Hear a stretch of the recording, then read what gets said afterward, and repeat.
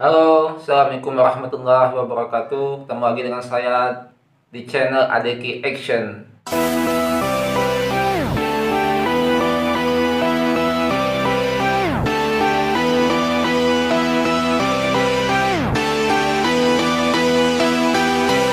Apa kabar teman-teman sekalian? Semoga selalu sehat serta bahagia. Pada video kali ini saya akan berbagi pengetahuan pada teman-teman sekalian. Temanya masih berbicara tentang madu. Kenapa kita harus minum madu? Itu temanya teman-teman sekalian. Saya memang seorang mungkin bisa dikatakan praktisi madu. Saya sangat menganjurkan teman-teman sekalian untuk mengkonsumsi madu. Kenapa sih kita harus minum madu? Tentu jawabannya adalah karena madu itu penting. Karena madu itu bermanfaat, karena madu itu berguna. Ada 3 alasan kenapa kita harus minum madu teman-teman sekalian. Pertama, saya menyebutnya alamiah. Yang kedua adalah ilmiah. Yang ketiga adalah ilahiyah. Pertama adalah alamiah. Tentu saja teman-teman sekalian, madu sangat alamiah sekali. Dia dihasilkan atau dibuat oleh lebah. Lebah mengisap saripati atau nektar bunga yang ada di perkebunan atau di hutan-hutan, diolahnya sehingga dihasilkanlah madu. Jadi sangat alamiah sekali, tidak ada campuran kimiawinya. Sehingga biasanya sesuatu yang alamiah itu sangat baik bagi tubuh karena dia mudah dicerna atau diserap oleh tubuh manusia. Yang kedua adalah ilmiah. Yang saya maksud dengan ilmiah adalah bahwa ilmu pengetahuan dan atau saintis telah membuktikan bahwa madu sangat bermanfaat atau baik bagi manusia.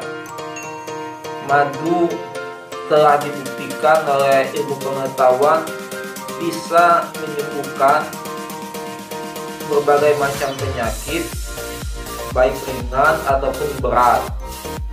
Hasil penelitian ahli pangan dan gizi menyebutkan bahwa madu mengandung zat karbohidrat lebih tinggi dibandingkan dengan yang dihasilkan oleh produk ternak lainnya, sekitar 82,3% lebih tinggi. Setiap 100 gram madu murni bernilai 294 kalori, atau kalau perbandingannya 1 kg madu murni itu setara dengan 50 butir telur ayam atau 5,7 liter susu atau 1,7 kg daging. Kandungan zat-zat yang ada di dalam madu itu sangat kompleks, sangat banyak sekali. Disebutkan bahwa ada 181 zat yang dikandung oleh madu.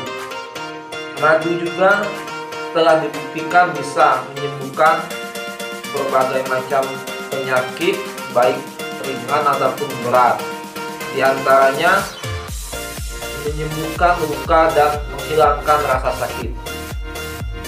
FM tahun 1993 telah meneliti kemampuan madu sebagai penyembuh luka akibat gangren dan luka akibat diabetes mellitus pada pasien di Afrika. Madu diberikan secara topikal sebanyak 15-30 ml sekali dalam 1 hari. Luka gangren dan luka diabetik tersebut sembuh dan membaik, diikuti dengan tidak ditemukannya bakteri-bakteri yang sebelumnya ada di sekitar luka. Yang kedua, mencegah serta mengobati kanker. Madu dikenal sebagai zat yang memiliki antioksidan tinggi. Salah satu ramuan terkenal yang digunakan untuk mengobati kanker adalah Calvam ruta. Dengan pemberian Calvam ruta yang mengandung madu, diperoleh hasil adanya penurunan kadar peroksida lemak dan peningkatan kadar antioksidan. Dengan demikian, menurut Pena tahun 2007, dimungkinkan madu dan bahan lainnya dalam Calvam ruta mampu menjadi pelindung terhadap terjadinya kanker payudara. Ketiga, gangguan saluran pencernaan. Penelitian yang dilakukan oleh Salem tahun 1985 dengan memberikan madu 30 ml sebelum makan sebanyak 3 kali sehari pada penderita gangretis, duodenitis, dan ulcus duodenum. 2/3 pasien mengalami perbaikan dari penyakitnya setelah pemberian madu secara oral tersebut. Kadar hemoglobin pasien juga meningkat. Yang keempat, dehidrasi. Hafizeh dan Musa tahun 1985 mencoba mengganti sumber karbohidrat dalam oralit dengan madu. Sedangkan bahan lainnya sama seperti formula WHO. Masa penyembuhan dari dehidrasi terbukti lebih cepat dengan formula yang ada madunya, yaitu 58 jam. Sementara yang diberi formula WHO tanpa madu itu butuh waktu 93 jam. Yang keempat adalah pendarahan. Menurut Al-Wairi dan kawan-kawan, pemberian madu 50% mampu menurunkan kadar gula darah serta mampu menaikkan kadar hemoglobin serta serum albumin. Sehingga Al-Wairi dan kawan-kawan menyimpulkan bahwa adanya kemampuan madu sebagai diet di dalam penanganan pendarahan. Yang keenam, gangguan hati. Masih menurut Al-Wairi dan kawan-kawan tahun 2006 bahwa madu mempunyai kemampuan untuk menjadi pelindung hepar atau hati. Yang ketujuh adalah AIDS. Masih menurut Al-Wairi dan kawan-kawan tahun 2006 bahwa madu mampu meningkatkan keadaan biokimiawi hematologi pasien AIDS. Itu berbagai penelitian yang dilakukan oleh para ilmuwan terkait kemampuan madu di dalam menyembuhkan berbagai macam penyakit. Selain itu, secara fakta empirik juga bahwa banyak lagi khasiat-khasiat madu ataupun penyakit-penyakit lain yang bisa diobati dengan madu. Di antaranya misalnya batuk atau pilek. Madu bisa meningkatkan sistem kekebalan tubuh sebagai masker penghilang jerawat dan plek hitam, mengatasi bibir bercacah, menjaga kebugaran tubuh, mengobati panas dalam, menyembuhkan masuk angin, demam, mengobati penyakit MAH, sakit kembung, kelelahan, berat badan, mencegah penuaan, dan masih banyak lagi khasiat dan manfaatnya bagi kesehatan tubuh. Kemudian yang ketiga adalah ilahiyah. Ilahiyah yang saya maksudkan bahwa manfaat ataupun keistimewaan madu ini telah disampaikan langsung oleh Allah Subhanahu wa Ta'ala dalam firman-firman-Nya.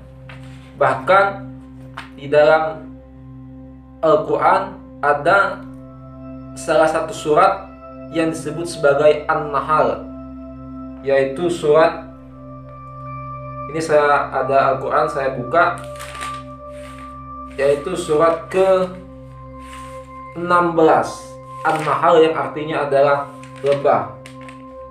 Firman Allah Subhanahu wa Ta'ala dalam surat An-Nahl ayat ke-68. Dan Tuhanmu mengilhamkan kepada lebah, buatlah sarang di gunung-gunung, di pohon-pohon kayu, dan di tempat-tempat yang dibikin manusia. Kemudian makanlah dari segala macam buah-buahan, lalu tempuhlah jalan Tuhanmu yang telah dimudahkan bagimu. Dari perut lebah itu keluar minuman, yaitu madu yang bermacam-macam warnanya. Di dalamnya terdapat obat yang menyembuhkan bagi manusia. Sungguh pada yang demikian itu benar-benar terdapat tanda kebesaran Allah bagi orang yang berpikir. Subhanallah, jelas sekali bahwa madu sudah Allah sampaikan di dalam firman-Nya tadi sebagai obat atau penyembuh bagi manusia. Bagi kita orang yang beriman, bagi kita orang Islam, tentu sangat meyakini bahwa apa yang Allah sampaikan di dalam Al-Quran adalah al-haq, yang betul, yang maha benar. Dan kita mengimani itu dan kita meyakini itu. Dan begitu juga Rasulullah SAW dalam sebuah hadis menyebutkan bahwa kesembuhan itu terdapat dari 3 jenis obat, yaitu pertama adalah madu, yang kedua adalah bekam, yang ketiga adalah kai atau besi panas. Jadi secara ilahiyah bahwa madu betul-betul sangat dianjurkan di dalam agama kita. So, kenapa harus minum madu? Menurut saya 3 alasan tadi, yaitu dia alamiah, dia ilmiah, dan yang paling penting adalah dia ilahiyah. Dia langsung disampaikan oleh Allah Subhanahu wa Ta'ala, serta langsung disampaikan oleh lisan yang mulia Nabi Muhammad SAW. So, teman-teman sekalian, ayo untuk menjaga kesehatan tubuh kita, mari kita mengkonsumsi madu untuk kita dan untuk keluarga kita. Itu saja mungkin alasan menurut ADK Action kenapa kita harus minum madu. Semoga bermanfaat. Terima kasih. Wassalamualaikum warahmatullahi wabarakatuh.